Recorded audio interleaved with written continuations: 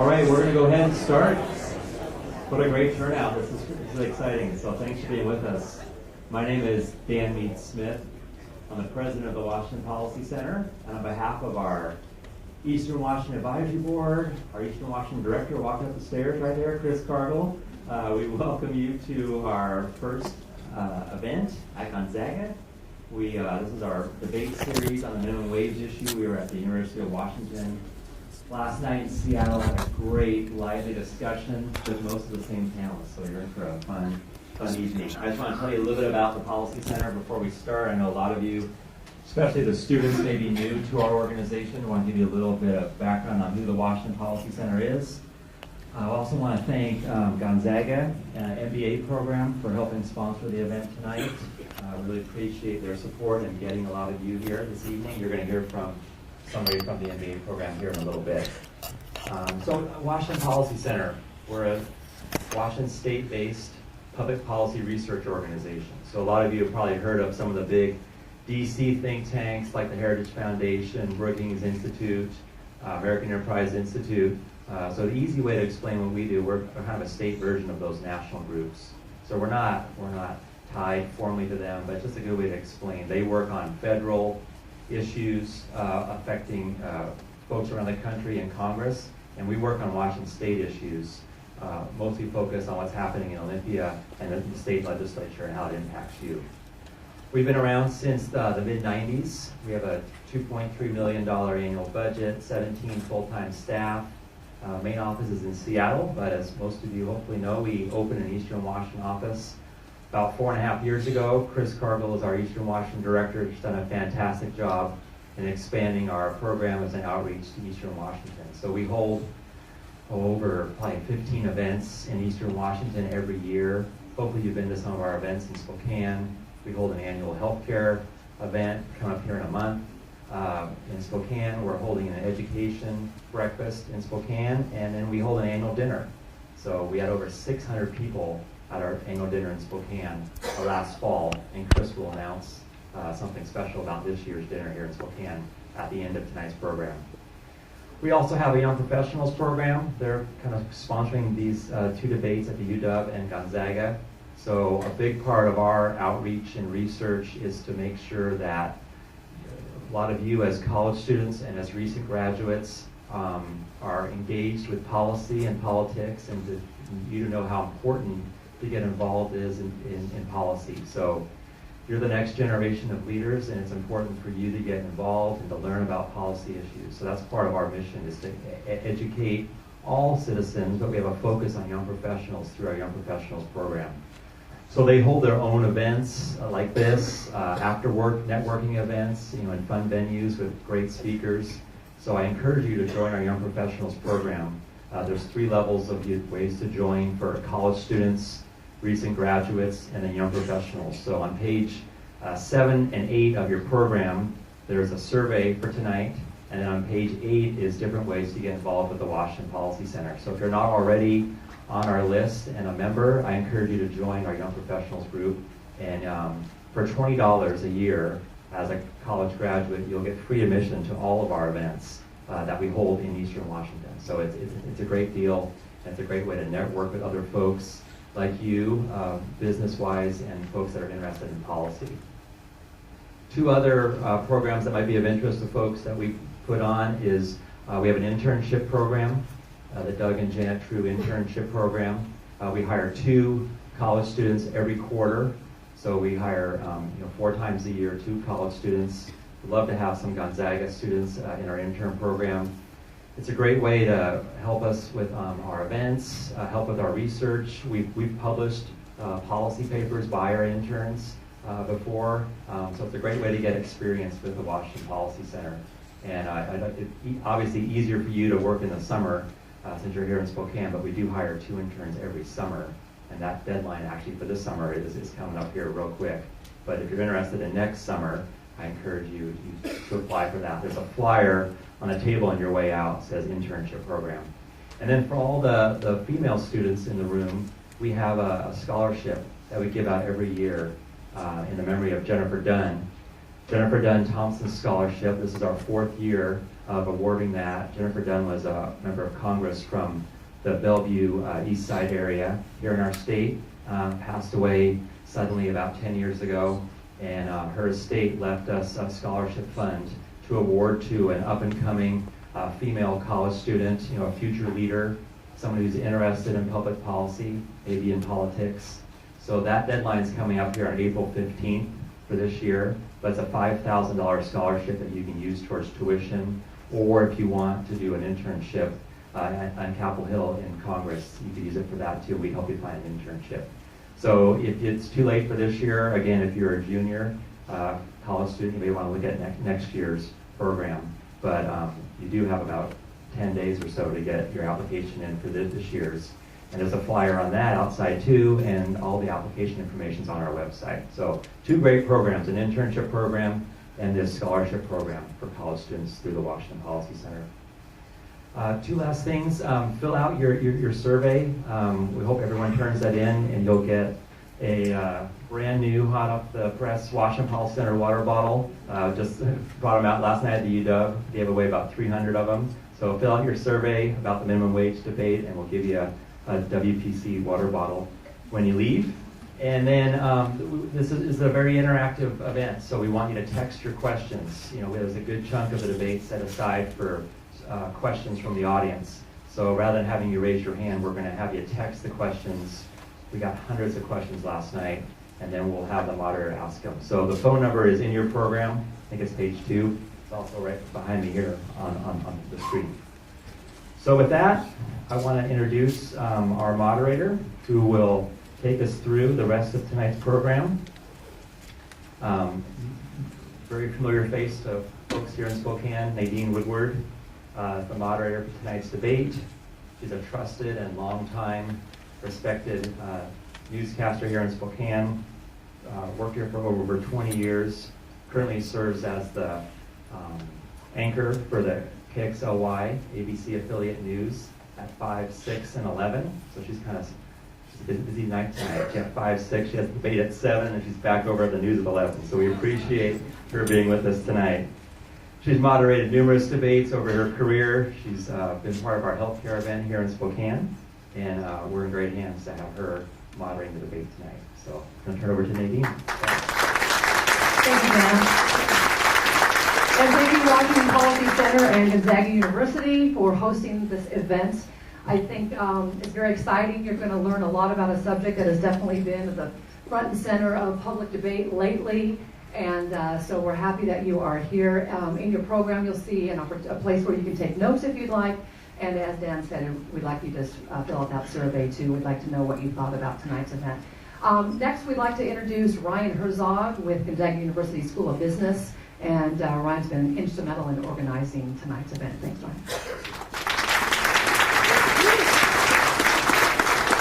So, you've already been welcome twice. I'm going to welcome you a 3rd time to Gonzaga. So, welcome to the School of Business. One thing I want to do is call special attention to 2 people that I know really made a lot of this go together, and they're 2 people that are Gonzaga graduates. So I know Mary McAllister, if you know her, she's talking up top there. And then Chris Cargill, wherever he has ran off to. So those are 2 of our alums that I know put a lot of effort and time into this. Chris is right there. That put a lot of effort and time into making this event happen. Another thing I want to point out, I know whenever I was a college student, when I was always asked to go to these events, it was what did I get in return in terms of extra credit or points. And I know if you look around, you'll see a lot of students. And I don't think any of the students in this room were at all promised extra credit or bonus points to be here. So they are all here because they care and are passionate about this issue, which I think that is extremely impressive, and it makes us as professors feel good to look around and see the seats filled with students. So I'd like to welcome you guys to Gonzaga. Thank you for coming.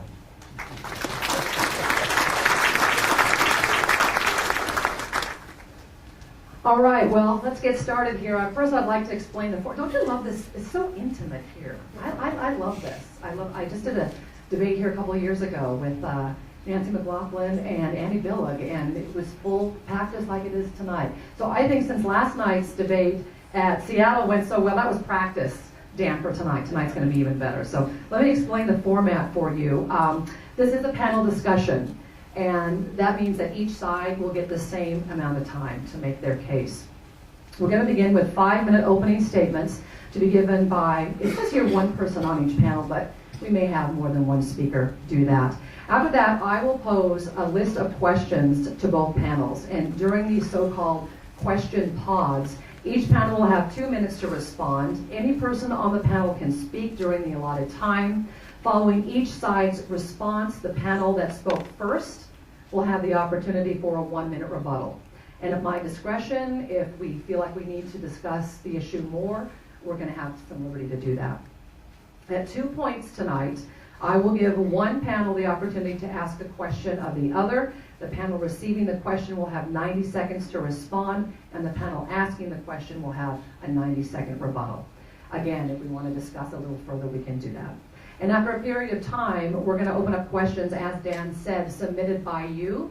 So during the next half hour or so, if something comes up that we're not covering, questions that I'm not asking of the panel, and you think that you want to have asked, text that. Again, the number is on your screen, and we're going to get to as many of those as possible. I think we'll have about a half an hour to do that. All right, one final reminder, and this is very, very important. We want to keep the discussion civil. This is not a rally, this is a discussion. So we ask everyone to please remain silent during the debate. Anyone who interrupts, and I'm hoping nobody's going to do that, we're just going to ask you not to do that. We do have security on campus, I've been told to tell you, so let's just keep it civil and have a nice discussion tonight. Also, no show of support until now. No applause until I start introducing our panel members, which I will start now. Introducing our panel members on the pro minimum wage increase. First off, she is an Associate Director for Women's Economic Policy at the Center for American Progress in Washington, D.C. She also worked as an adjunct faculty member at Vanderbilt and Belmont University in Nashville. Please welcome Sarah Jane Glynn.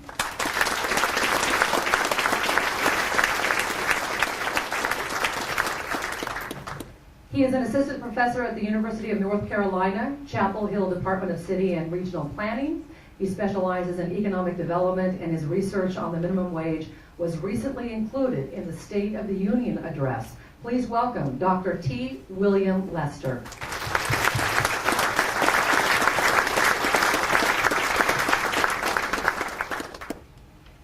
He is a state representative from here in Spokane, a Democrat elected from the 3rd Legislative District. He serves in the State House of Representatives as Vice Chair of the House Appropriations Committee and the Labor and Workforce Development Committee. He also is the current president of the Spokane Regional Labor Council. Please welcome Representative Tim Ormsby.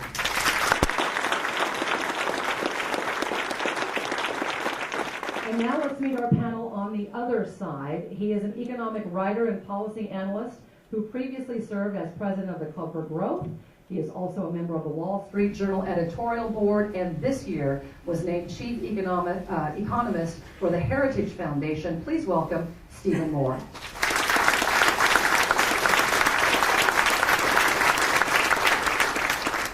He is an economics expert, finance expert, and statistics expert with Portland State University. He is also an economics consultant with Econ Northwest and Econ One Research. Please welcome Dr. Eric Fruits.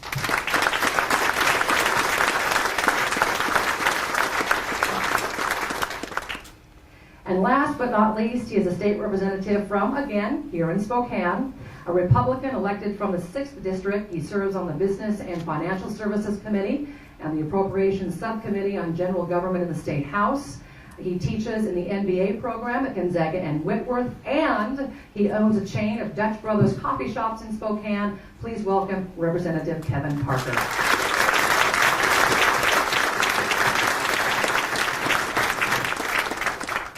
All right, this is our panel. Right now, though, before we get things started, we want Nathan Young to come up. He is the editorial page editor for the college bulletin newspaper here at Gonzaga, and he is going to set things up for tonight's discussion. Thanks, Nathan. Okay, thanks again for coming out tonight, guys. As many of you have heard, really loud. As many of you have heard, in the State of the Union address this year, President Obama is now pushing for an increase in the federal minimum wage. Currently, the wage sits at $7.25 an hour. The president proposes increasing this to $10.10 for workers nationwide. This has given national attention to an issue that's growing in both awareness and controversy throughout the 50 states and in local communities around the country. For clarification, states are able to set their own minimum wage levels at whatever amount they see fit. However, employers must abide by whichever level is higher, whether that's the state or the federal minimum wage. As of January 1, 21 states and the District of Columbia have minimum wage levels higher than the federal level. One such state is Washington, which has become the center of attention nationally for the growing minimum wage debate at both the state and the local levels statewide. While the current state minimum wage is $9.32 an hour, the highest in the nation, legislators are now proposing to increase that to $12 an hour by the beginning of 2017. The Democrat-controlled State House has crafted this proposal, arguing that it will help close the income gap and lift people out of poverty. On the other side, Republican-led state Senate opposes the idea, arguing that it would put state businesses in even further competitive disadvantage, driving businesses out of the area, discouraging future businesses to locate here, and ultimately leading to job cuts for those who need the money the most. By the end of this year's legislative session, which ended in mid-March, no progress has been made on this proposal yet, but you can be sure it will be a major issue in the next election cycle, as well as in the 2015 legislative session. Bypassing this gridlock at both the state and the national levels, local areas have taken the initiative to figure out this minimum wage issue on their own. Voters in SeaTac, Washington, as many of you probably heard, approved a measure in November that increased the city's minimum wage to $15 an hour for certain workers at the beginning of this year. Though the measure passed by fewer than 100 votes, organizations in Seattle and around the country have taken notice and are using the victory as a platform for similar measures in their communities. Shama Sawant, the newly elected Seattle City Council member, campaigned on this very issue, what many argue is the reason that she won her election and was the first member of the Socialist Alternative Party to win a major election in the state in recent memory. She is leading the charge to bring a similar measure before the people of Seattle in the November 2014 election.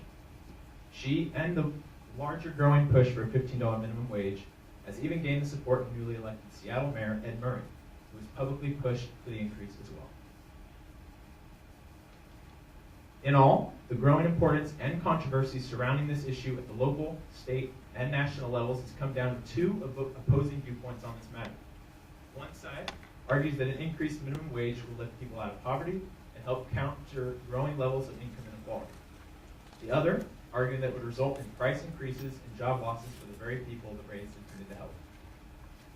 Earlier this year, the Congressional Budget Office, which is a nonpartisan federal agency, projected the economic impact of the president's plan to increase the federal minimum wage from $7.25 to $10 an hour. What they found gave those on both sides reason to claim victory. The report found that this increase would indeed lift hundreds of thousands of people out of poverty. But it also found that as a result, it may result in roughly 500,000 others losing their jobs. So it appears that both sides are technically correct. Raising the minimum wage will both help and hurt members of our community. The question we ask tonight then is, which impact is greater? In all, is an increased minimum wage an opportunity creator or a job killer? Tonight we hope our panelists can answer that question. With that, I'll turn it over to them. All right, thank you, Nathan. Before we get to our opening statements with our panel, I wanted to introduce you to Allison Walder, and she's your timekeeper. You haven't seen her yet, and she's got a 2-minute, a 1-minute, and a stop. So I'm going to let you guys kind of please yourself. I don't want to interrupt you. So we are going to start with the pro panel. You have 5 minutes to make your case. Thank you. I'm very excited to be here, and I realize that the minimum wage is a hot-button issue. It's something that people are very passionate about. But I'm a data nerd, so I want to start out by giving you some information about the data that we have on what would happen if we raised the minimum wage.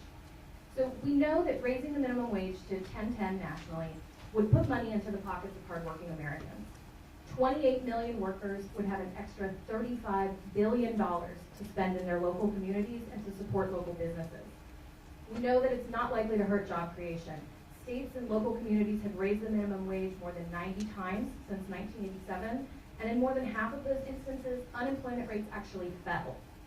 That's why 600 economists, including 7 Nobel laureates, have signed on to a letter saying that they support raising the minimum wage to $10.10. We know that prices might go up slightly, but this is not likely to be a significant jump. One analysis showed that the cost of a DVD at Walmart would go up by 1 penny if we raised the minimum wage to $10.10. We also know that raising the minimum wage would help people get off of public assistance, particularly food stamps. Raising the minimum wage would allow 3.5 million people to no longer have to depend on food stamps in order to buy their groceries, because they would be making enough money to support their families on their own. And this would also save our government a considerable amount of money. Over 10 years, we're looking at $46 billion in savings just in food stamps alone. And this is because more than 900,000 people would be lifted out of poverty if we raised the minimum wage. And more than 21 million children would have at least one parent who saw their incomes go up. And this is because it's not just teenagers who are earning the minimum wage. The average minimum wage worker nationally is 35 years old, and more than a quarter have children that they're supporting. Because more than half of minimum wage workers are either supporting themselves or supporting themselves in a family. This isn't just kids working their first job, this is adults. Even in Washington state, more than 90% of minimum wage workers are over 18, and more than half are over 25. And 40% of minimum wage workers in your state have at least some college, and 1 in 5 have a bachelor's degree. Another thing to remember is that 57% of those who are earning the minimum wage are women, who are very likely to be mothers, often single mothers, who are supporting their families on their own. So again, this isn't just about giving kids more pocket money. This is about allowing adults who are supporting themselves and their families to have more money to spend so that they can be self-sufficient and that they can support their communities through spending dollars where they live. Now my colleague Bill is going to take over. Thank you. As a college professor, I can't give a lecture without a few notes, so forgive me here for a minute. I just want to make a few kind of high-level points about this question and answer directly the question that the minimum wage is, in fact, an opportunity creator. Fundamentally, it enhances our opportunity. Or phrased another way, it enhances, by putting more money in people's household pockets, it enhances their real economic freedom. This may sound kind of curious to some people, but it enhances freedom. But let me tell you what I mean. What are these real economic freedoms? Well, it's the fact that you're being perhaps released from the situation where you have to choose between paying the rent and buying food for your family. That's a real economic freedom. For young workers, it represents a freedom to stay in school, since your higher earnings per hour allow you enough time to study and pay your bills. That's a real freedom. It gives single mothers, who make up a large share of the workforce earning a minimum wage, the freedom to afford decent childcare without also working so many hours that you may never see the child. That's a real economic freedom. So in essence, increasing the minimum wage to something approaching a living wage would result in millions of workers having more money and therefore making those everyday economic trade-offs just a little bit easier. Now, the claim that the minimum wage increases, on balance, are freedom enhancing rather than restricting, may seem counterintuitive to some people in this room. Isn't this just another example of government regulation that infringes on the rights of employers to hire workers who are willing to work for less? In this view, by preventing an employer and a willing worker to be matched at, say, $2 an hour, the minimum wage seems to reduce the freedom of both parties. This is, in fact, the logic of someone like Milton Friedman, the father of neoliberal thought. However, this interpretation of minimum wage relies on a really narrow view of welfare economics, that assumes that taking $1 away from someone like Bill Gates and giving it to a poor family has the same effect in reverse, the same logic. But there is another alternative perspective that helps us understand why the minimum wage is freedom enhancing rather than restricting. And it comes from the work of a different Nobel Prize-winning philosopher, Amartya Sen. In his book, Development as Freedom, he challenges these basic assumptions of welfare economics and says we do actually have a criteria to compare the situation of two different people. And that criteria is freedom. He defines freedom as those aspects of life that people have a reason to value. In the international development discussion, he cites freedoms such as the freedom from being unsheltered, or the freedom from dying of a preventable disease. But in the US, we can use that same logic to understand why increasing the take-home pay of nearly 30 million Americans, as the move to 1010 would do, would actually increase the freedom of millions of American workers. Thank you. Thank you. And Con, you get 5 minutes to make your opening statement. Thank you. Well, what a privilege it is to be here. I'm impressed that so many students and people of all ages turned out.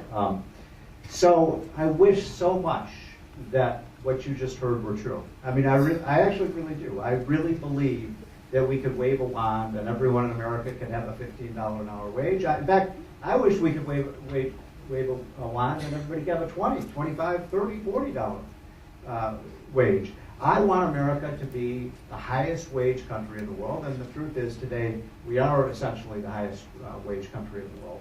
But that doesn't happen by the government setting wages, and it certainly doesn't happen by the government setting a minimum wage. There are benefits and costs to raising the minimum wage, and what you've just heard is some of the benefits of raising the minimum wage, but what I'd like you all to think about is at what cost. And those costs, in my opinion, as economists, are extraordinarily considerable. So let's talk about what those are. And let me just kind of personalize this for you all in this room. Of those, because I know there are a lot of students, but there are a lot of people over that are not students. Of those over the age of 25, how many of you, your first job was a minimum wage job? Raise your hand. Almost everyone, some not, but almost everyone. Just a personal experience, my first job, I'll give away a little bit how old I am. My first job was working at a warehouse in Chicago, Illinois, where I grew up, for $2.30 an hour. $2.30 an hour. That was back in the late 1970s. But you know, I think like most of you, think about that first job. The first job that you have, that's one of the most important jobs that you're going to ever have, right? I mean, think about it. You learn all sorts of important skills that are going to stay with you for life. You learn how to show up for work, right? You'll learn how to treat your boss nicely. You learn how to run a cash register. You learn how it is you work in a workplace environment, something that you don't learn in school, right? You have to do it. And one of the biggest problems with the minimum wage, in my opinion, is some people are going to benefit, but what you're going to do, especially if you raise the minimum wage to $10, as the president wants to do nationally, and even crazier, in my opinion, would be to raise the wage to $15 an hour, as they want to do in some places in this great state of Washington. You're going to price people out of the labor market. And the people you are going to price out of the labor market are the people who can least afford it. You know, let me ask you another question. How many of you in this room are concerned about income inequality? How many of you think this is a big problem in America? Most of you do, maybe not all of you. Interestingly enough, when I looked at the 50 states, I have a major study coming out of this. And you all are right. You know, one of the interesting things about America is that states can set their own minimum wage, which I think is a good thing, that we have this competition among the states. And here's what's interesting. What we found is that income inequality actually is higher in states that have a higher minimum wage. Now let me say that again because it sounds counterintuitive. The states with the highest minimum wage have more income inequality. Now why is that? How is that possible? And the answer is because the people who get hurt by the minimum wage are the people at the bottom. So what happens to people who aren't worth $10 or $15 an hour, get their minimum wage isn't $10 or $15 an hour. What's their minimum wage? Their minimum wage is zero. In fact, their wage falls from $7.50 to zero. They suffer a big loss. And when you eliminate those starter jobs, and we know the vast majority of the people who earn minimum wage are not the heads of households. They're not people who are raising a family. Most of them are young people under the age of 25. They're starter jobs. Do not destroy those starter jobs because you know what? If you can't get a first job, if you're priced out of the first job, you can't get the second job. You can't get the third and fourth. We do a real disservice to the poor in this country, people in poverty, by eliminating their path to success, which is getting a job and climbing up each rung of the ladder with various kinds of job opportunities and working hard. You know, how many of you in this room that are students, how many of you are working? How many have a job?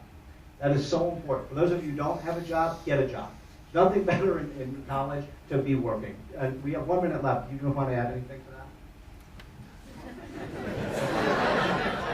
that? That's fantastic.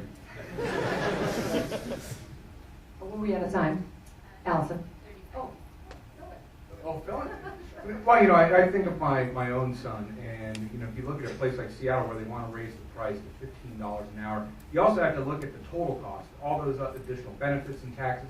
You're looking at a cost of about $20 an hour, and I think of my son, who's almost 16 years old. Who's going to hire a 16-year-old at a cost of $20 an hour? That is a phenomenal amount of money to pay someone, and I wouldn't hire my son, and I love him. All right. Well, to the first question now, and it really speaks of what Nathan mentioned in his setup tonight. And this goes to both sides, but we're going to have the con answer first. You get 2 minutes, and then pro 2 minutes, and then you get a 1 minute rebuttal. All right? So here's the question. The Congressional Budget Office came out with a recent report on the impact raising the minimum wage. Both sides seem to claim victory, saying the report concluded it would lift people out of poverty, but also saying that there would be 500,000 fewer jobs as a result. What is the one thing that came from that CBO report that we haven't heard a lot about? And generally, do you think the agency had it right?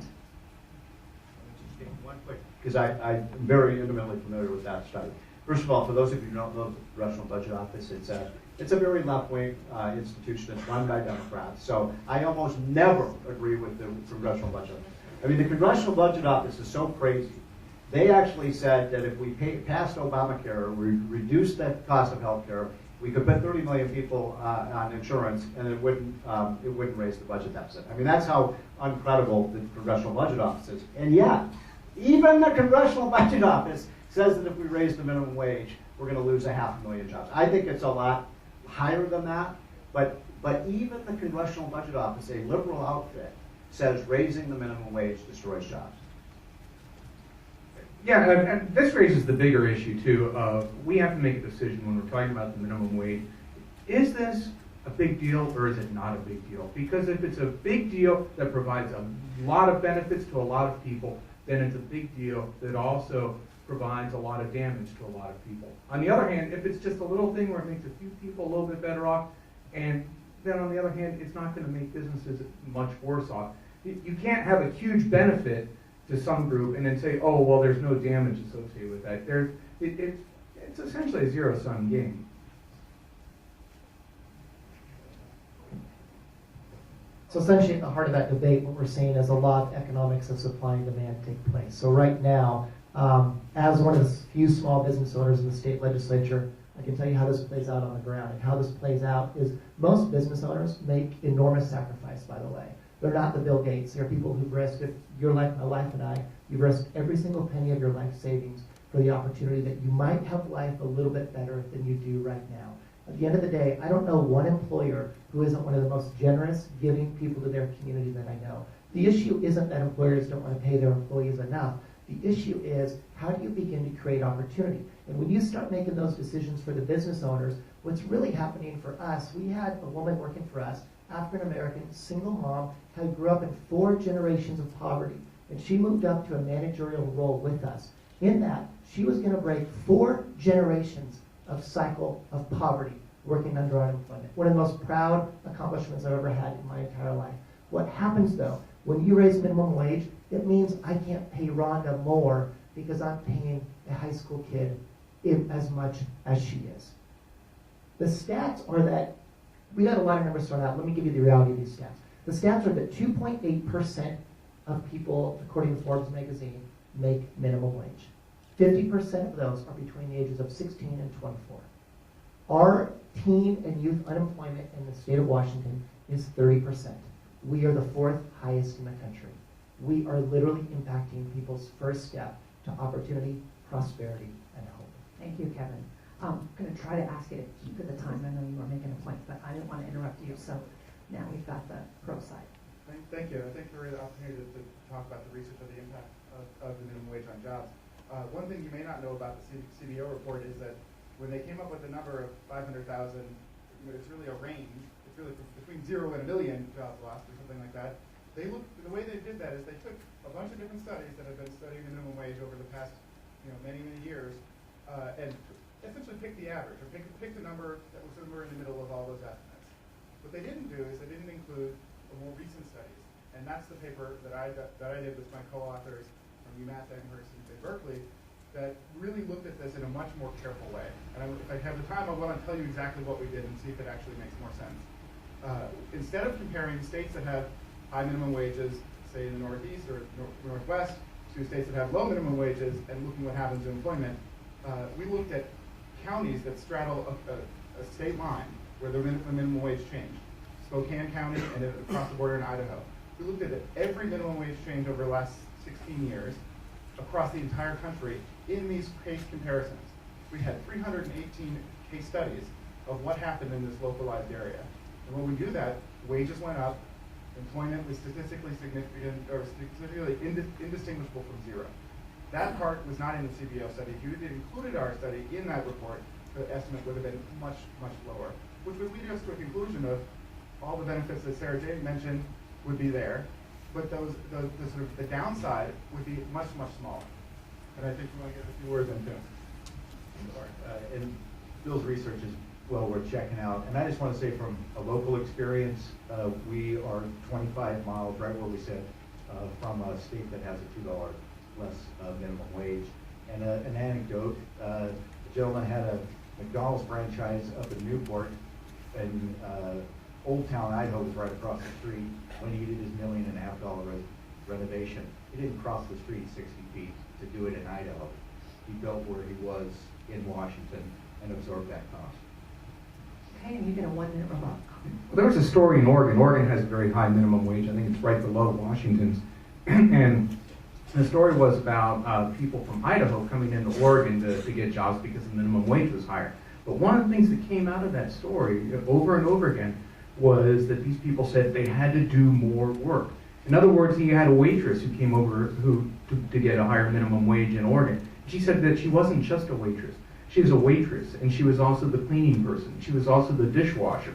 Because in Oregon, we actually have fewer people working in our restaurants than they do in Idaho because the minimum wage is so high, and we have smaller staffing. I think your time is up. All right, our next question goes to the pro side, and you start answering first anyway, so this works out well. What do you say to a small business owner who says increasing the minimum wage to $12 or $15 an hour would cause them to lay off or even close their business? Well, if you actually go out and poll small business owners, which has been done, a majority support raising the minimum wage. 57% of small business owners say they're supportive of this idea, and this includes 61% of people who own small businesses in retail and restaurant industries, which is where the majority of minimum wage workers work. And one thing to keep in mind is that when you put more money in people's pockets, they have more money to spend. So while the cost of labor would go up, the labor is not the only cost that a small business has, right? So the cost of your supplies aren't necessarily going to go up. The cost of your rent isn't going to go up just because the minimum wage does. Your labor costs will, but other things aren't necessarily going to change. So it's only one proportion of your cost of running that business that are going to change when you see this law go into effect. And so when you have more people in your community who have money to spend, that money gets recirculated and it actually can boost business. And this is part of why you see employers like Costco who pay higher wages. This is why Gap has committed to supporting the minimum wage increase and pays their workers more than the minimum wage right now. And this is why business owners understand that they can't exist unless people in their communities have money to spend. So this isn't just about taking a job away. They still have jobs that need to be done, and they're going to have more money coming in to help them meet the increasing payroll. Well, we actually have a small business owner on our side, so let's ask the expert. Wait, I think it's still on time. You want to fill that 30 before they answer? Before they go ahead. I'll look at her. Tell me if I have time. Okay, well, the only thing I would add is, of course, we would agree that when you raise the minimum wage, the money has to come from somewhere. I think I would agree with that point. But, what we see, well, I say to a small business owner, is that studies show, our same exact study, comparing counties on either side of the line, we looked at labor turnover when you raise the minimum wage. Turnover falls significantly in response to the minimum wage increase. That has a real cost savings for business owners. An estimate is a restaurant of about 30 employees could save $18,000 a year because, basically they spend $18,000 a year just on turnover. So if you reduce that, that's a saving. The rest of it is going to come from modest price increases. That's where the difference is going to come from. Actually, the number about business owners supporting minimum wage and NFIB are completely almost inverted to what we just heard. When you are talking about how this impacts small business, it's not just small business, it's also nonprofit. But as small business, that story of Rhonda doesn't happen anymore. Rhonda doesn't get out of 4 generations of poverty cycle. She doesn't dream about moving from a community college to eventually studying at Stanford. Those stories begin to evaporate in front of our eyes. But the other aspect is the director of the ARC of King County is coming out, and nonprofits as a whole are coming out against the raising of minimum wage. And the reason that they are is because they're projecting that if minimum wage were to increase, they will immediately have a $500,000 budget shortfall. That now is bleeding over into the developmentally disabled community. This is a holistic effect. The average worker, of those 2.8%, the single mom that was profiled, actually that's 8% of the 2.8%, just so that we know. But at the end of the day, we're impacting nonprofits, we're impacting charitable giving, we're impacting the success of businesses. 3 out of every 4 businesses fail. After the first 5 years, 65% of those businesses fail. Remember that this country is founded upon the soil that we can till in order to improve our lives. So all of a sudden, the American dream starts to look a little different. And I just have one thing to that because I think it's so important. The other thing to think about is, if you raise the minimum wage to say $15 an hour here in Spokane or $15 in Seattle, a lot of the big businesses like the Walmarts and the Costco's and the big supermarkets, they can actually probably absorb those costs. The small businesses are the ones that can't. What you're going to do is run the small businesses out of business, and you're going to just have big mega businesses. In fact, that's one of the reasons a lot of the big businesses support regulation. They support the minimum wage. It's a way to prevent competition from the smaller companies that are biting at their heels. And I'll take a radically centrist view that there is going to be employment impacts, and this is the economics. That's what economics is: trade-offs, and that's what you're all here to find out. What are those trade-offs? So I would say that it doesn't have zero impact, and I think Bill's work demonstrates that it doesn't have a huge impact, and so that weighed against the economic benefit to the employee, the longevity and their loyalty to their employer, their increased productivity, which I think Dr. Fruits pointed out when those Idaho waitresses went over there, they increased productivity.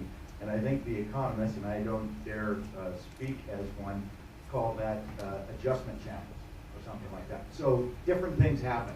So if we want to take this theoretical view of supply and demand for labor and just use labor, and that's us, people, and modeled it as though it were a commodity like coal or orange juice, it works out pretty well that this dynamic happens. But when you insert into this the behaviors of people, it becomes a lot different when you're personally involved in hiring and firing and working for folks, and you make those adjustments. All right, now before I ask my next question, I'm going to let the pro panel ask a question of the con panel, and you'll get 1 minute to respond and 1 minute to rebut. So whatever question you'd like to ask. Thank you. I guess the question I'd like to ask is, do you believe that there should be a minimum wage at all in this country? And if you don't, can you explain why that should be? If you do believe there should be some kind of minimum wage, how do we set it? What's the right level? When should it ever move? Should it move with inflation? Should it move some other reason? So if you do believe in a minimum wage at all, when's a good time how does it adjust ever? I'll be quick. It's a minute 30, I'm sorry, for each response. I'll be quick and let my other panelists fill up the rest of the time. But one of the things that really strikes me as odd about the minimum wage is that we always focus on the employer side. We got to think about the employee side.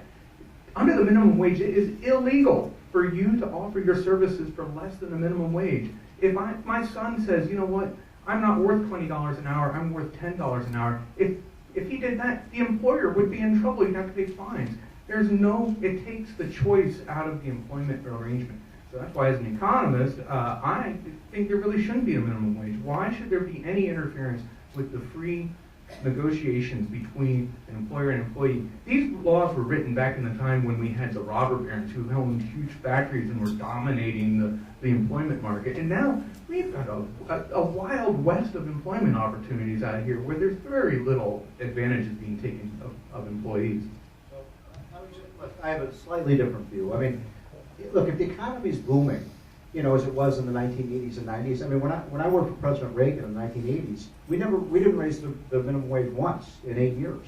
And it was one of the best periods for middle class incomes. They boomed during that period because we created so many jobs, right? And the problem with the American economy right now is we're not creating enough jobs in this economy. But I wanted to add one thing. If you look at what happened in 2007 and 2008 and 2009, the last time at the national level we raised the minimum wage, folks, when you go look at what happened to the teenage minimum wage, to the teenage unemployment rate in this country, the black teenage unemployment rate after 3 years of raising the minimum wage. Now this was in a recession, so unemployment went up for everyone. The black minimum wage for teenagers went up to 45%.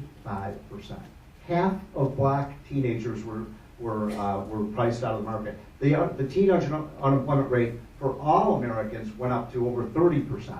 So I guess my answer is, when you have 20 million Americans, as we do today, that either don't have a full-time job, don't have a job at all, or have dropped out of the labor market, it is insane to be raising the minimum wage in that kind of environment. You get 1:30 to rebut. So I'd like to respond a little bit to this idea that we're taking away people's ability to sell their labor for less. You know, we as a society have decided that we need to have laws that determine what people can and can't do. There are laws that say children aren't allowed to work. There are laws that say that you're not allowed to go out and sell drugs on the street corner just because you want to. We have all sorts of laws that tell us what we can and can't do. And we can have tons of debates about where we should draw the line and when we should draw the line and how much freedom are we being given versus taken away. But the truth of it is, we put these laws into place because there was a problem. The Fair Labor Standards Act was enacted based out of experiences that Frances Perkins, who was the first female cabinet member, had working as a social worker. She saw poverty firsthand. She saw what was happening working in the trenches with people who were being paid so little that they couldn't afford to feed their family. She saw the effects of what happens when you let the market just go wild and see what happens. And what she saw was that it doesn't work. That it doesn't work for women, that it doesn't work for children, that it didn't work for people of color, it didn't work for immigrants, and that we needed to have laws to protect people who were the most vulnerable in our society.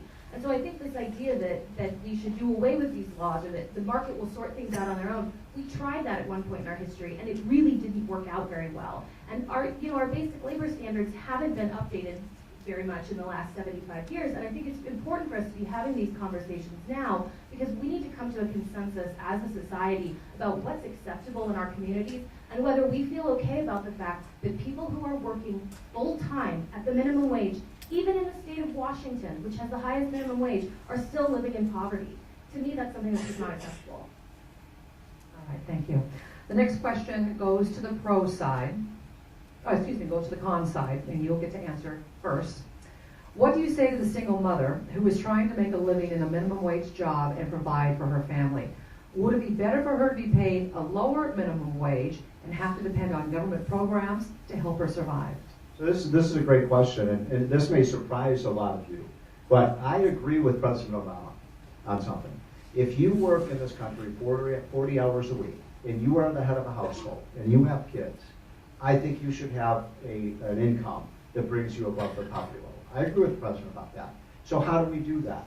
What I'm saying is the worst way to do that is to raise the minimum wage, because guess what? A lot of people are not going to have a job at all if you do that. There's a much better way of doing this, and that is we have a program called the Earned Income Tax Credit, and I'd actually be in favor of making that more generous. And for those of you who don't, probably a lot of you have never heard of this program, but what it does is it provides a supplement. The federal government provides a check to people who are working 40 hours a week at, let's say, the minimum wage, to raise their income to a level that is above the poverty rate. That is a much better way to deal with that problem of poverty for two reasons. One is it doesn't impose all of the cost on the employer. In other words, if we all decide as a society we want people who are working full-time to not live in poverty, and if we all decide that, then we all should bear the cost, not you as the small business owner. So this is a much better way of doing it. It won't reduce jobs. It'll allow people to start rising up the income ladder, because the biggest issue with respect to poverty in this country, when you look at those people in the bottom 20%, it is not that they are working at minimum wage jobs, it's that no one is working at all. Over half of Americans with an income below the poverty level, no one is working. And if no one is working in the household, there's no way they're going to escape poverty. Anybody want to say anything else on this side? And I want to agree with Mr. Moore on that. I think it's true that the Earned Income Tax Credit is great. I didn't even know it existed until, as a young parent working poverty wages, I got a refund check from the federal government because I had children and didn't make that much money. But it's not competing with the minimum wage, and I think we make a mistake when we said these two things compete. We either do this is a much better way to do it, the Earned Income Tax Credit, but we live in a world of politics. And I'm in that business, and I kind of understand you do what you can take advantage of at the time. I'd be happy to go with Mr. Moore and lobby for an increase in the Earned Income Tax Credit at the national level. I don't think it's going to be well met by the U.S. House of Representatives, however, at this time. So what we have are the tools that we have in our grasp at the time. The reason we're having this debate is because this issue polls particularly well. It polls really well with every demographic except Republican men.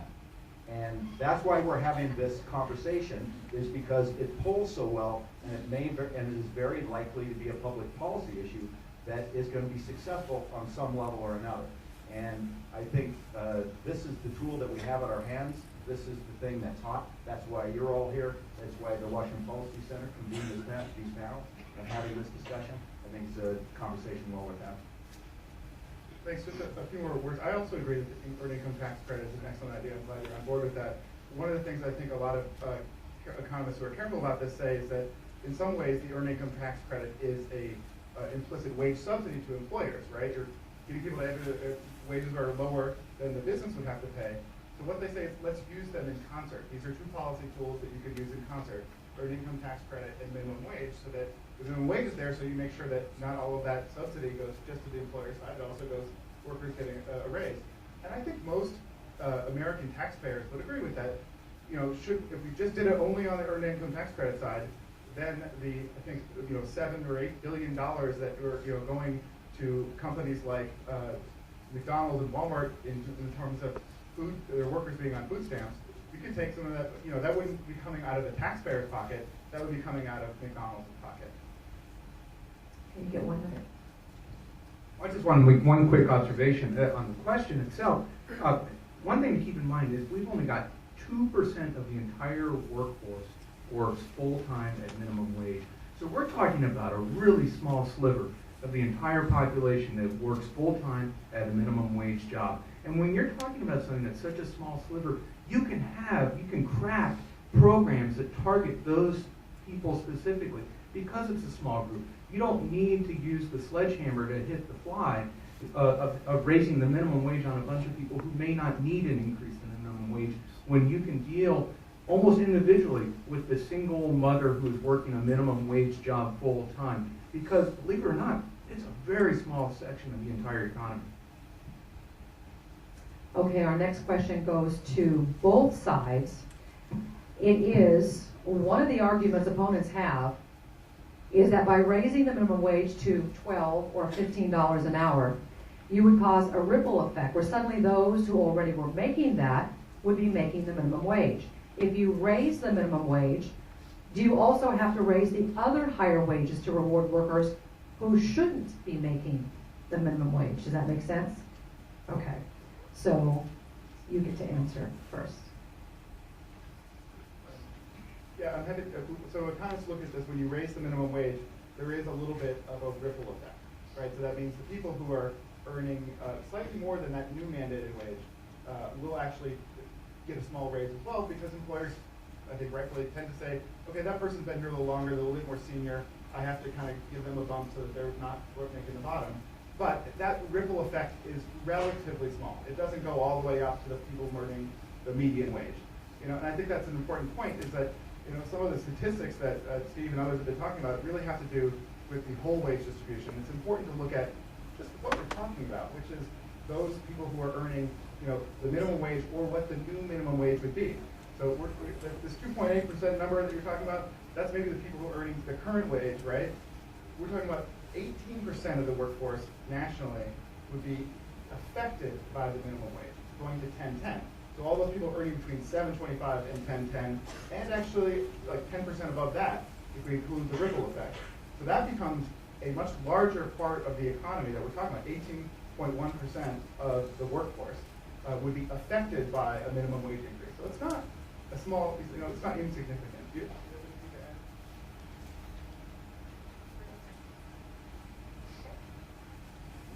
I'll let the other people, I feel like I'm hogging the mic here. But speaking of the polling part of it too, this is interesting. There was a study that came out a few months ago that said the biggest opponents to the minimum wage are not actually white Republican men. The biggest opponents of a minimum wage increase are the people who are making just a little bit more than the minimum wage. In other words, they don't want to be in last place anymore. Which is kind of curious, which tells you that there is a small ripple effect. This is the idea that if you pay the privates more, then you got to raise the sergeant's wages, and then you got to raise the captain's wages also. The evidence I've seen, I did a study in 2009 for Washington and Oregon, found that there wasn't really any ripple effect when you increase the minimum wage, at least in Oregon and Washington. Well, with this question, we start to dip our toes in global issues because one of the, as some economists are predicting, one of the biggest issues that we have is our workforce 10, 20, 30 years out. So the first time in the next several decades, America will have an aging workforce. We have never, ever been in that position in the history of the global economy. Now what's happening here is that when you raise it, the trickle effect will indeed be that you will see less people desirous of stepping into management positions, because why would they want to take on management and more arduous tasks where you're going to enter what tumultuous waters, the relational dissension, the hard conversation, when you can be a non-management employee and make almost as much. So we are literally going to be limiting our skill force, and we're going to be working on a decapitated, voluminous percentage than we would be otherwise. So some economists saying our hardest economy is ahead because our most productive workforce, ages between 18 and 26, are on the economic sidelines right now because they're not working. Time's up. Okay, you get a 1 minute for that. So I think that in this instance, the representative and I disagree. I don't think that people's ambitions and desires to excel in their careers are going to be thwarted if the minimum wage goes up. I think people who desire to move up in the workforce and who are go-getters and who are really interested in advancing their careers are going to want to take on management roles, because people take on all sorts of jobs for reasons that go beyond just pure economics. I work at a think tank. I can make a lot more money working in the private sector, but I'm dedicated to my work, and money isn't the only thing that's driving those decisions. I also think we need to talk a little bit about who are the people who are currently held out of the workforce because the minimum wage is so low. A lot of my work focuses on women's economic choices, and mothers in particular. The costs of childcare are incredibly high. If paying someone to watch your kid costs more than you're going to get paid per hour, you're not going to enter the labor force. So that means your skills are going to atrophy, you're not going to be paying towards your retirement, you're going to be staying home with children, not necessarily because that's your only desire in life, but because it makes economic sense for you to take that time off. So I think that it's not just about who would be pushed out of the workforce, but let's also think about people who are going to join the labor force when wages are higher. Okay. Con, you get to ask pro one of your questions, whatever you want, and then each side gets 1:30. I have a question. So all economists, liberal, conservative, moderate, will agree that in order for a workforce to fully culminate in an effective body, that there's three things necessary. One, more education. Two, more opportunity. And three, an enhancement of skills. In which way does an increase in minimum wage impact any of these? My follow-up to that is, if we're going to say minimum wage should be $15, then why don't we say $25? In fact, why don't we say $50? Tell me why we can't go to $50. Those are both two great questions. So let me answer the first one first. I'm not sure that anyone here or anyone is right saying that if you raise the minimum wage, the education of the workforce would somehow double overnight or go up accordingly. Those figures, those theories that you mentioned, I think are true if we look at the entire labor force as a whole. So yes, more education is going to allow you to move up from one job to another. You get to work for a large company. You need maybe a bachelor's degree. But we're talking about the minimum wage workforce. And so in that case, you need to look at other ways wages historically have been set in this country. And the other way is the fourth variable there is social norms, right? And there's a long tradition, a 70-year tradition in this country of having a minimum wage, which is what society says is a wage floor, that you can't pay anybody less than this. So that's another way wages change. So that's what the minimum wage does. The minimum wage isn't going to move the median income or the average income or the top income. That's not what we're talking about. That's a completely different thing. So to answer your second question, can I have time to answer both? Okay. So I didn't get an answer. How does it impact it though? It doesn't. Okay. So, I think I still have the second, there's two questions. I mean, no one's talking about a $50 minimum wage. That's not what's on the table. No politician is up here saying $50 an hour. That's sort of like hyperbole. So if you want to look at like comparing what the minimum wage is now to what it could be by historical standards, I have a lot of data I can help share with that if folks are interested. The floor is yours. So here's the do we get a response to that? Or? Yeah. So here's the problem, right? you have to understand that the minimum wage for the vast majority of people in this country is a starter wage. It's the wage that employers pay when you first enter the workforce. And you know what? As you said, so true. I say the same thing about my sons that are 18 and 19-year-olds. You know what? They aren't worth $15 an hour. I guarantee, and I love my sons, but I guarantee you, no one is going to hire my sons for $15 an hour. And I wonder, it's just so strange to me. What are we going to do? We're going to say anyone who's not worth $15 an hour just doesn't get to work? I mean, that's craziness. You are going to accumulate skills as you work. The best job training, and President Obama said, we need more job training programs. We don't need more job training programs. What we need, the best job training, is on-the-job training. When you are at work, you're going to gain very valuable skills. We do a great disservice. I would even make the case it is immoral to price out of the labor force people who need a job the most, the people who've never worked in the workforce, because as I said before, if you can't get the first job, you can't get the skills you have for the first job, you're never going to get the second. One other quick statistic. The statistics show that 60 to 70% of the people who are working at a minimum wage job, 60 to 70% of them, within 6 months, get a pay raise. So what employers are doing is they're trying these workers out to see if they work. Some are going to work, some aren't. Some are going to work out, and some are not. The ones that aren't going to work out, they're going to probably get rid of, and the ones that do work out, they're going to give a raise to. But they can't give a raise to someone who doesn't have a job in the first place. All right, perfect. Our next question goes to both sides. Pro panel, you will start the response first. We have talked a lot about a small percentage of those making the minimum wage who may be trying to provide for their families. But what about teenagers? And I know we brought this up. Should teenagers be paid a similar minimum wage to those who may be in their 30s or 40s or even higher? And would it be fair to pay a teenager $15 per hour, for instance, or should there be a training wage? So, and I just want to set this record straight. For anyone in this room that lives in this area, there has never been a discussion in this community or statewide about a $15 an hour. Sorry, we were in Seattle. Right. And so the two things that are on the table that may affect this community is the federal minimum wage increase to 10 cents. And there was a proposal, as our editor from the school paper mentioned, about a $12 increase over time over a 3-year period that would have gone into effect. So I want to be clear that we're not talking about $15. So you're all not in favor of $15. Well, I think it. I thought you guys said Well, so this is a different community than Seattle. There's a different standard. There's a different cost of living. So I think what the point is that to the question about you might have to prompt me here, Nadine. The teen rate is we have a sub minimum wage in the state, which for 15 and 6 or under 16, which is 85% of it. And I do want to mention on the teen business that the employment rates were way more affected by the economic conditions than they were by the minimum wage increase. So let's not say that the teenage unemployment rate is so high because the minimum wage is high.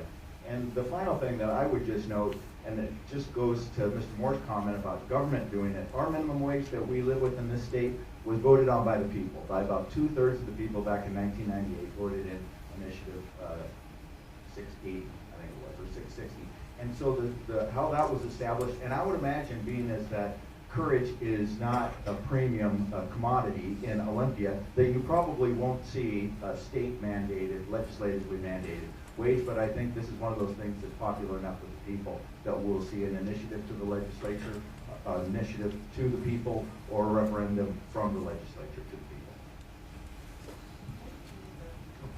One of the challenges is, and I've always appreciated Tim, we've got a very good working relationship in Olympia. One of the challenges since the initiative in 1998 is that if minimum wage were to make this much of an economic impact, then two questions surface. The first question is that then our job growth and our state GDP should match that. But the reality is that since 1998, our job growth has grown 0.8%. That's 0.3% above the national average. The second question that it begins to beg is that if we were to look at the minimum wage comparatively, there's an economic tool called the Gini coefficient. And in that economic tool, basically, it draws the measure of income inequality versus minimum wage. And so Washington State right now has the highest minimum wage at $9.32. If minimum wage were to really shrink the gap of income inequality, and my personal opinion is these are two very different conversations. If you were in the economics classroom, these are two very different conversations. But for sake of today, let's say they're not. That Washington State currently ranks 16th in income inequality, yet we have the highest minimum wage. And so if minimum wage was really working to shrink income inequality, then it wouldn't be Utah who's number one with the lowest minimum wage of just over $7. 1 minute. Going back to the kids, I think about, You have one more. I'm sorry. yeah, going I'm back to sorry. the kids, I know I was making fun of my son, but what I've actually, but the advice I've given them, and I've actually written about this in Oregon Business Magazine, is I've essentially told my kids to give up on trying to find a job working for someone. That the only way that you're going to get your first job is if you work for yourself. And what I mean by that is, you grab a rake and you walk down the street and you ask your neighbors if you can rake their yard. You drag my lawnmower behind you, ask if you can mow their yard, you shovel their driveway. You do anything you can. You got to find those little pieces of entrepreneurship, because your chances of working at McDonald's, when was the last time, I can't remember the last time I saw a kid working at McDonald's, because they don't. And that's why I told my kids, you can't do it, you got to become entrepreneurs. A training wage would help get them to work for the man instead of having to work for themselves. And I think that's the only solution we have these days for our kids, because right now the minimum wage completely prices people like my kids out of the market. I see kids working at McDonald's all the time. If there are no kids at McDonald's, how can the majority of minimum wage earners be teenagers? But I want to come back to the point of this Gini coefficient discussion, because I think it points to an important way we talk about data. The issue here is really, we're talking about two different things. The Gini coefficient, which is a measure of inequality, the reason why it's high in places like California and Washington, where there's a high minimum, happens to be a high minimum wage, is because what's going on at the top of the distribution. No one here says that raising the minimum wage or lowering the minimum wage is going to have anything to do with the top 1% of the income distribution. That's growing astronomically for reasons that have nothing to do with this debate. So that is a spurious correlation, if I've ever heard of one, comparing the minimum wage to the Gini coefficient. When you want to look at the impact of the minimum wage on this issue of inequality, a better way to look at it is just what happens to the 10th percentile, the lowest decile of family income, when you raise the minimum wage. A new study conducted by my colleague just shows that it goes up relative to the 50%, relative to the median. So if you want to have a discussion about inequality, raising the minimum wage is one way we can actually get more dollars into that lower part of the income distribution. It has nothing to do with what goes on at the 1%, and no one's having that discussion. Remember, the best way to reduce income inequality is to deport all the rich people. We've actually found some agreement.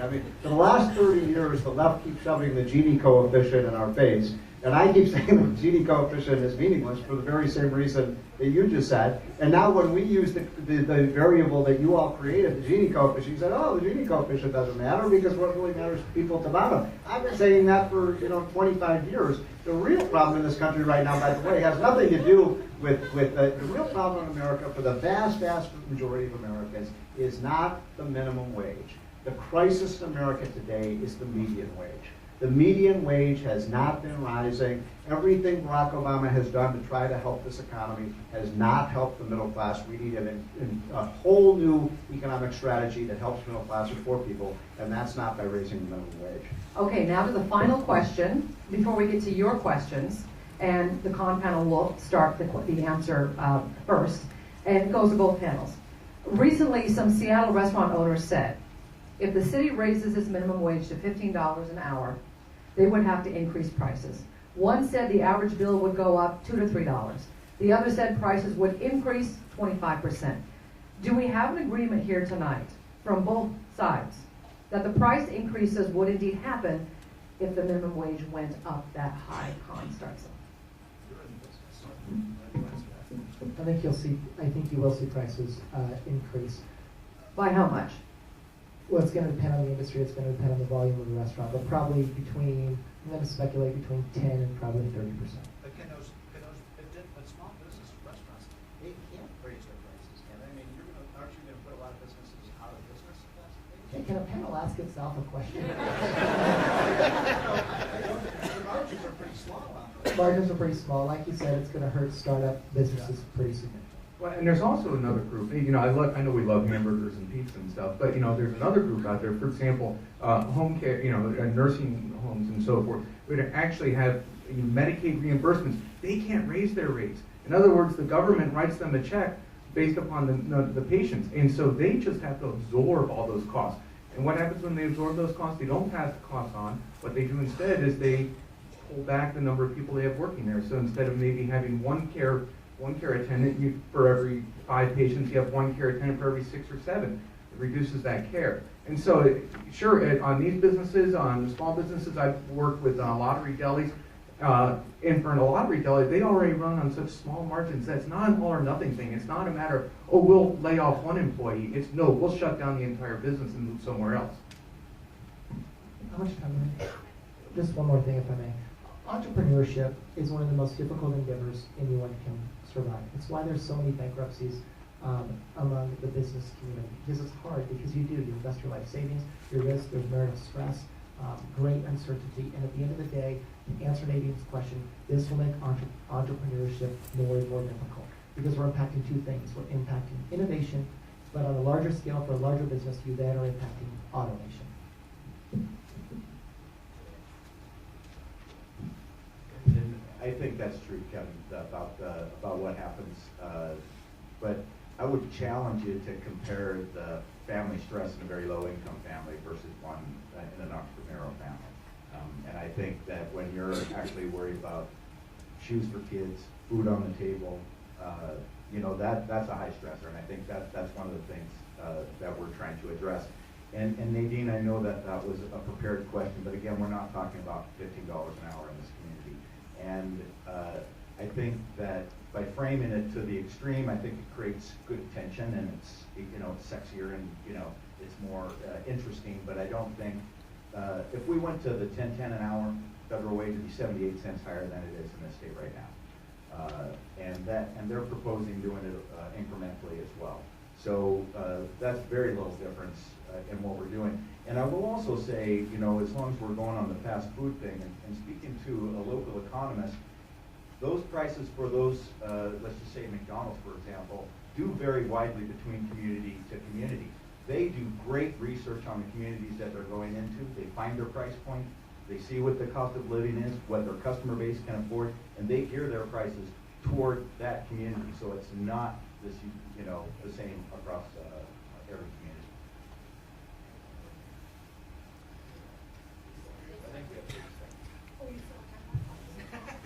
One more thing I wanted to add. So we do have data on what happens when the minimum wage goes up, because it has been increased so many times.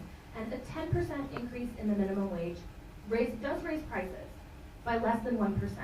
So prices are likely to go up when the minimum wage goes up, but that increase is slight. And the thing you have to remember is that people have more money in their pockets at the same time. So the market can bear very small increases in prices because there's more money circulating through these economies at the same time. And you also have people who previously couldn't afford to eat out at all, who are now going to be frequenting those businesses.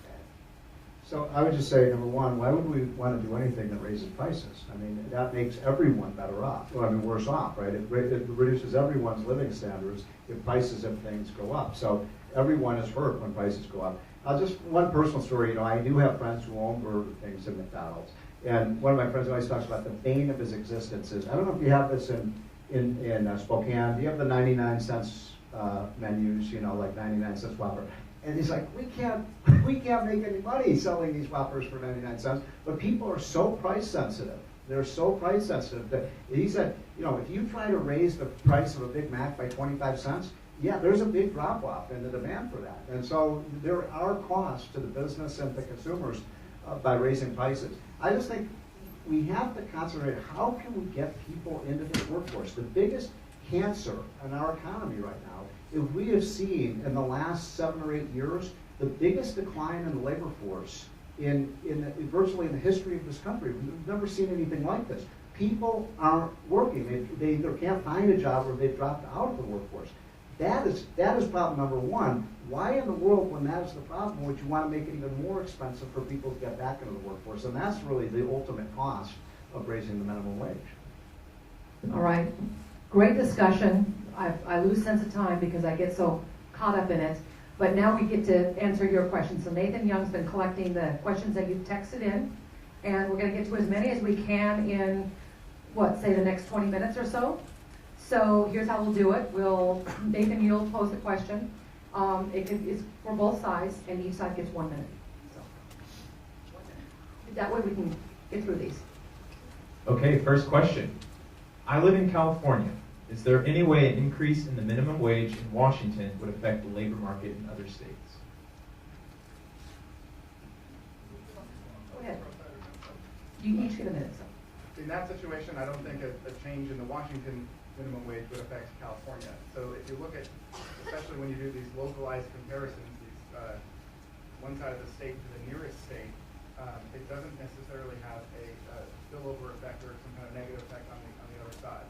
So what happens, just to be clear in that research design, the state that raises the minimum wage, wages go up. Comparing employment on both sides is basically the same. It's basically statistically indistinguishable from zero. And turnover falls. So for that question, if you raise the minimum wage in Washington, it has no bearing on what happens in California. California is proposing to raise the minimum wage to, there are 3 different competing bills right now in California. The highest would be to $13 an hour by 2017. So Washington and California are kind of moving in that same direction. Well, I just simply say that, I just completed this book. It'll be out in a couple of weeks about the states and why some states grow and don't. And it's a great stocking stuffer. So if you want to stimulate the economy, but look, what we find in the book is that there is a big trend in America of migration of capital and labor and work away from blue states with liberal policies towards red states. And so what you find is states that have high tax rates, states that have high minimum wage, states that don't have right to work laws over time lose their jobs and their economic base to states that don't. So the answer to that question, Nathan, is yeah, if you raise your minimum wage over time, more jobs will leave Washington and they will go to other states. They're probably not going to California because California is even more dysfunctional than Washington is, but they'll go to the South and other places. Okay, next question. Is the issue really a minimum wage issue, or the fact that heads of households are forced to work minimum wage jobs due to a lack of educational or vocational training?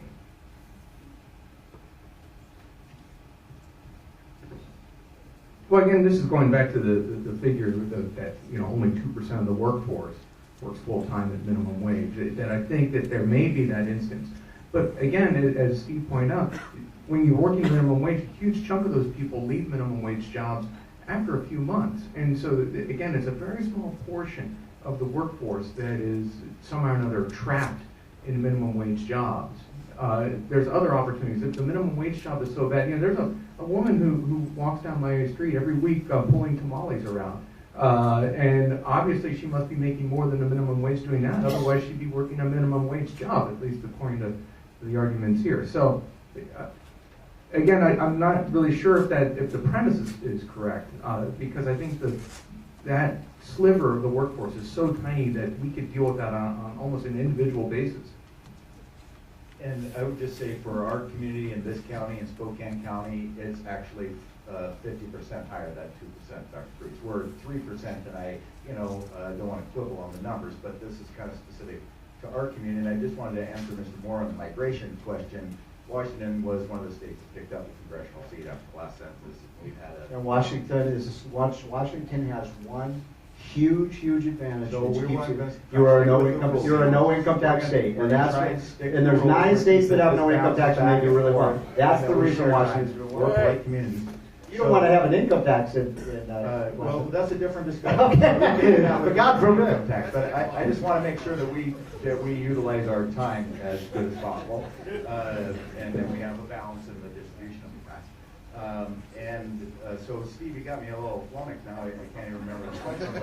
But You can take as much time as you want, Tim. Go ahead. Maybe you can prompt me with the question again, maybe. The question was, is the issue really a minimum wage issue, or the fact that heads of households are forced to work minimum wage due to a lack of educational and vocational training? Well, and I think that's certainly a part of it, right? When you want to advance up, you have to do it with, you have to upgrade your skills. And I don't think that we're doing a very good job of that, particularly, in our education system where we're test, as opposed to trying to make sure that kids have enough information to go out and have meaningful interaction economically. So I come out of the apprenticeship crafts. I'm a concrete finisher by trade, and that's how we do it. That's our higher education model. Works pretty darn good. But I think the other interesting point about the minimum wage in the demographics and dynamics here in this county is that our minimum wage, number of minimum wage employees rose 70% in the last dozen years. So we're having employment. It's just not particularly meaningful employment for those folks. We've increased those numbers by 70% since 2001. Okay, next question. Maybe we will trade off who answers first, just so we can keep track. You guys, go ahead, Nathan. Next question. How do you think the minimum wage affects the U.S.'s standing in a globalized economy? Will jobs just go overseas? Go ahead, yeah. Raising the minimum wage right now in this country, if you look at the structure of the labor market, what jobs does the minimum wage affect? These are relatively place-bound jobs. The restaurant is not going to pick up and move to Sweden, which is a higher minimum, or to Mexico because of raising the minimum wage. And I think to also to get back to the previous question, the minimum wage isn't going to bring back all those middle-income manufacturing jobs that were lost. We have deep structural problems in our labor market. There's a loss of middle-income jobs. This is why one reason why we have a missing middle in our income distribution. But the debate we're having now about raising the minimum wage is a separate debate. We're talking about the jobs that we do have that will stay here, that do not move, the jobs at restaurants, at hospitals. How do we make those jobs a little bit more high quality, and the work that's being done there, workers there being treated with a little bit more dignity? I'd love to have a discussion about how do we bring back those middle income jobs, but I think that's a different discussion. Well, you get to. You get a minute. One of the, in the 1970s, remember that we had the gas crisis, and it changed the way that consumers drove. Labor is inelastic, is elastic in the short term, it's inelastic in the long term. And so a lot of these studies we look at, will labor be impacted? Will prices be impacted? The short term, a 6-month study will not reflect that, nor would it if you did that on the 1970s gas crisis. You would study it 6 months later, you would not see a change, but you study it 5 years later, massive change. And remember that Boeing just said that they are going to replace one of their lines of assemblymen. They're going to replace it with a robot that can paint the planes instead of the individuals. So automation is one of the biggest challenges that we're facing. I told this story last night, but I was at a bar in LaGuardia Airport a few nights ago. It was 8 o'clock at night. I really needed a beer. I worked a 12-hour day. And I get to the, I don't know if this is happening out here in Seattle, but I get to the bar and there's no bartender, there's no waiter. And all of a sudden, there's an iPad in front of me. And so what's happening is they just recently raised the minimum wage in New York. And so now what they're doing is you're right, so the businesses aren't going to leave, but you're going to accelerate this kind of mechanization. That's why I think this is a great, I don't know if you all saw this, but what's happening is more and more jobs are being replaced by computers and iPads and things like that. And look, that's not a bad thing. That's going to happen anyway. But when you raise the minimum wage, you really give businesses an incentive to do that. If you look like Burger King's now, if you go to Burger King's, they don't pour the drink for you now. They just give you a cup and you pour it yourself. That's a labor-saving device, and that's something that is brought on in part because of the minimum wage. Nathan, you have another question? Okay, so we touched on this one a little bit, but we want a more clear answer from both sides. If you're opposed to increasing the minimum wage, how do you propose we stop the increasing income inequality in our country? 2 words: repeal Obamacare. It is the single most important thing we can do to help this country. Obamacare is killing jobs. It is reducing wages. It is reducing the number of hours that people can get. You all know what a 29er is right now, right? A 29er is somebody who can't get a job for 30 hours a week because businesses are keeping their workers below 30 to avoid Obamacare. And you also know what a 49er is. That's a business that isn't hiring 50 workers, so they stay below 49. So I'm kind of being facetious, but what we need to do is at least stop doing things that destroy jobs. And things like Obamacare and raising the minimum wage actually destroy jobs and make people poor. this becomes a, how much time a minute, or are we done? Okay. There's a wonderful book written by Walter Bates Warren, who's a notable economist, called Need, Speed, and Greed. Horrible title, very good book, but it talks about how America is basically a service-oriented country. And one of the biggest strengths that we have as a country is our ability to foster innovation, hence foster entrepreneurship. Minimum wages are not going to impact income inequality, but what will is job opportunity and entrepreneurship. So I'm pretty sure that everyone in this room remembers the Great Recession, because it wasn't that long ago, and we didn't have Obamacare then. So I think the idea that the Affordable Care Act is somehow causing income inequality is it's a good political soundbite, but it doesn't make a lot of sense to me. I think that the real problem is that we've lost middle-income jobs. We have a missing middle right now. The majority of jobs that were lost during the recession paid a middle-class wage.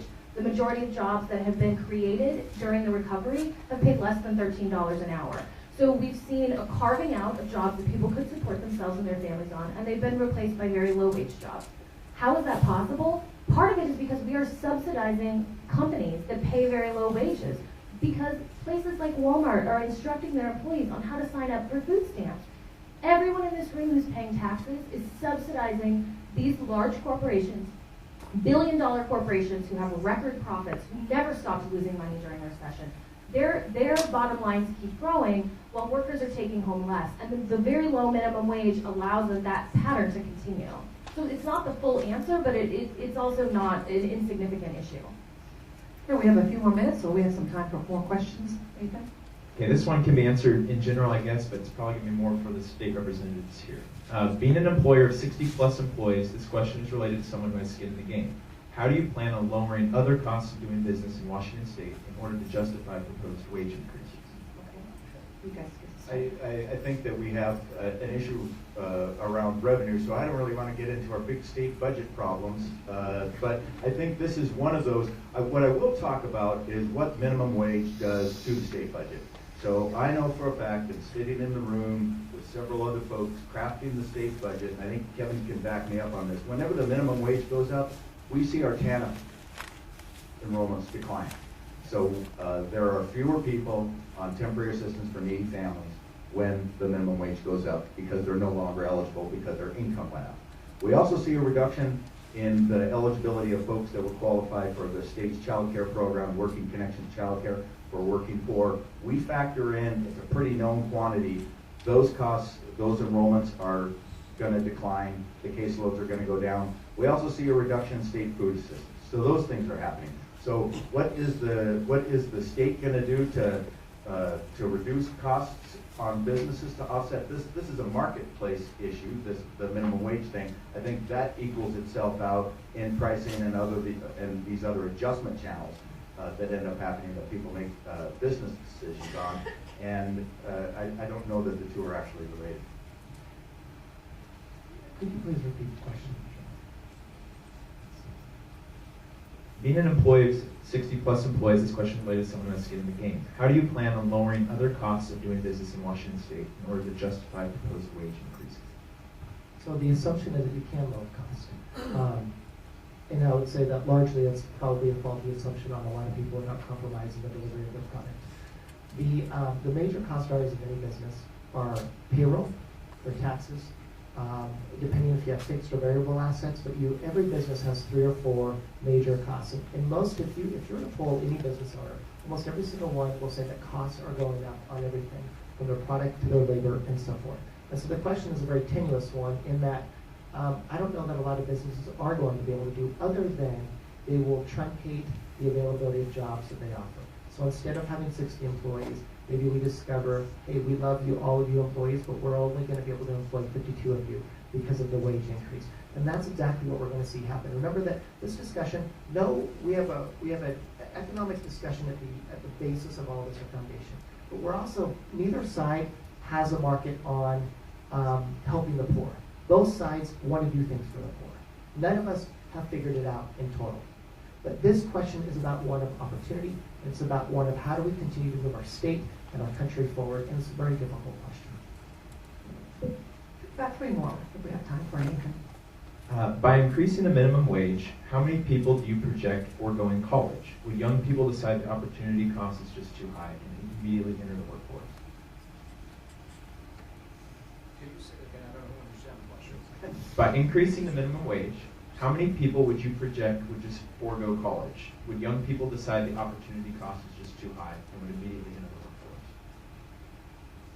rather than going to college? I'm not really sure I understand that, but I do think, because most of you in this room are college students. One of the most important, I'm going to say this again because it's so important, one of the best predictors of being successful in your career is to start working at a young age. People who start working at a young age do better than people who wait till they're 22 or 23 or 24 to get a job. So this is, again, why the minimum wage is such a pernicious thing. Because the last thing you want to do is set a wage that is keeping people young out of the workforce. We want people young into the workforce, because the most valuable skills you learn are the skills that you learn on the job.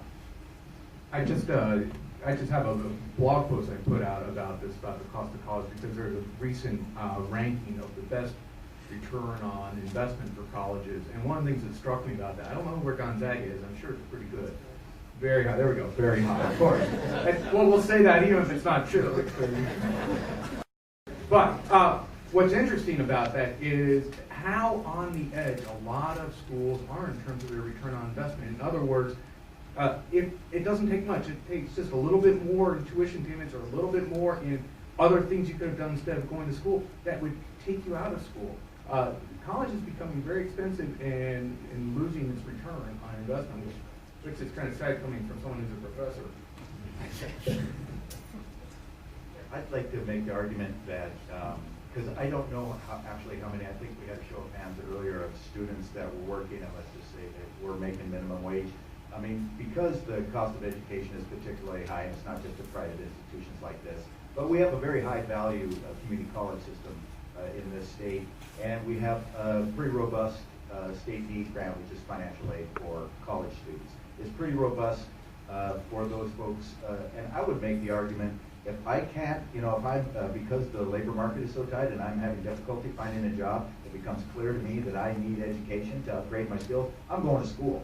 So you're looking at a high school educated concrete finisher that was really proud to have 3 college graduate kids, because they had the opportunity. I just happened to be 20 years old with a kid. It's not something I would recommend to folks, but it took away my opportunity for education because I needed to go out and bust, bust my hump to make sure that they were provided for. So I would make the argument that regardless of what this does, if there is a challenge for folks in the job market, is an incentive for them to go to school, and I would think that we'd see greater participation. Okay, Nathan? Okay. The poverty trend is on the rise in Spokane. It seems like neither solution is really helping reverse this trend. Why do you think neither solution is helping, and what could be done? So last fall, I had a town hall for the homeless here in the community, and I've done it a couple different times, and I do it down at House of Charity. And in the town hall over the last 3 years, we've had very different discussions, but this last one last September was different. It was incredibly impactful on me and my view of the world and what we can be doing. But as I was talking with 30 or 40 people, every single one of them homeless, I believe, the question became, what is it you want to do in the next 6 months to a year? And you know what they said? They said, I want to work. And I said, why do you want to work? And they said, and one of the guys literally used the word dignity, because I wanted dignity and I want to re-enter your culture. And then when I said, what's stopping you? I started asking, how many of you went to high school? How many of you went to college? How many of you dropped out? How many of you had a business and went bankrupt? How many of you served? I had all sorts of different answers. But at the end of the day, they kept saying, I want to work. And I said, what do you want to do? And one guy goes, you know what? I want to be a garbage collector. And then some of the other homeless guys started laughing at him. And I said, what are you laughing at? That job pays more than most white-collar jobs that you think are a lot better. And then one said that they wanted to go back to school. One said that they wanted to, they had all sorts of jobs, but at the end of the day, they had a problem just getting a job. And as a result of a homeless guy, his idea became House Bill 2415, which basically said that you can use the address of your shelter when applying for jobs. Because one of the hurdles was, when they went to apply for a job, that employers were skittish because they didn't know if they could hire someone who didn't have an address. And I think our quality of life is largely dependent upon our quality of questions. And I think sometimes we have to take the debate deeper. And we have to say, how do we approach these issues and not accept the obvious? But how do we start talking to the people on the street and saying, what is it you need, and how do I begin to play a small role in that process?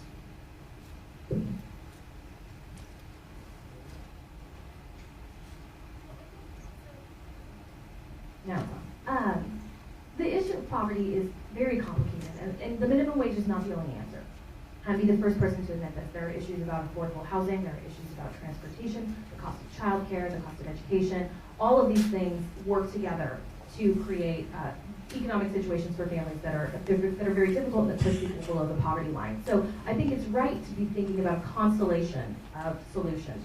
Minimum wage is not the only way, and the minimum wage in isolation is not going to solve all of these problems, which is why we need to be having these conversations. And I think you're absolutely right. We need to be thinking critically about this, and we need to be talking to people in the communities about what they need. But I fail to see how keeping wages low is going to help solve poverty. It just logically does not make sense to me. And I have talked to a lot of people about this, and I have never heard any answer that makes sense to me.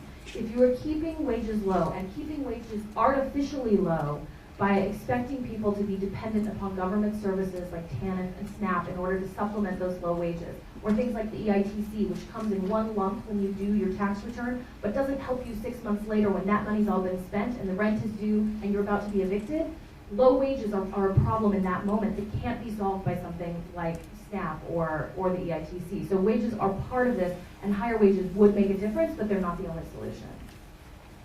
One more question, Nate. Okay, here's a wide open one to end it with. If a small business owner wants to pay their employees more, nothing is stopping him or her. So why should we mandate it? Why should we mandate it? So, the question. Yes. Yeah. So there isn't anything stopping that employer. Now we have lots of examples of employers who choose to pay above the minimum wage, even in restaurant industries like the restaurant industry, where there is a high propensity of minimum wage workers. And those employers are choosing to make that higher wage, not just because they like their workers more than the other person down the road. It's that they actually see real benefits of having above the minimum wage. Those real benefits are lower turnover, higher efficiency. The worker is literally happier in the job and tends to do, if you're a waiter, if you're happy that day, you give a lot better service. So there's benefits to having a higher wage model. Costco has that. In-N-Out Burger. If anybody in California, I don't know if you have it in Washington. In-N-Out Burger, depending on where they are, they start around $11 an hour, where the minimum wage in California is $8 an hour. There's nothing stopping that. What we're trying to do is prevent or raising the minimum wage. What that does is it makes other employers have to behave a little bit more like the In-N-Outs and the Costco's of the world. By raising the floor, you take away the low road, and you keep the high road. And so those places are going to still doing well.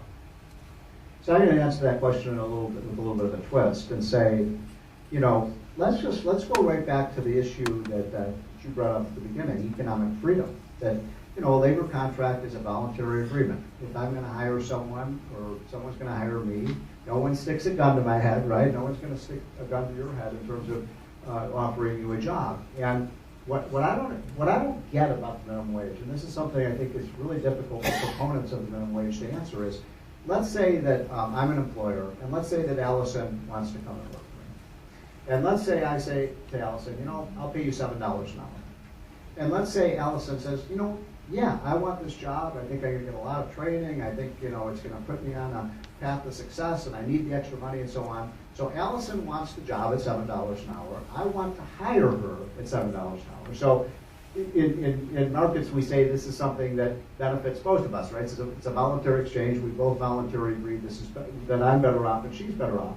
And yet, we're now going to pass a government regulation that says it is illegal for Allison to work for me for $7 an hour. Why? No one is harmed, and we are benefited from this. And that's something to kind of think about, why we would actually want to do something that would make it illegal for someone to take a wage lower than whatever it is, 10, 12, even $15 an hour. That is something that is I think a violation of the economic freedom of everyone in this room. All right, that's the time we have for your questions. Thank you for being here. Can we thank our panelists? What a great job they did. Thank you so much. I know you guys more than we got a lot of time to do, so stick around for this one. Let me introduce Chris Cargill. He is the Executive Director in Eastern Washington for the WPC. He's got some closing statements. Thank you, everyone. Everyone take out your cell phone if you would, please. Hold it up in the air.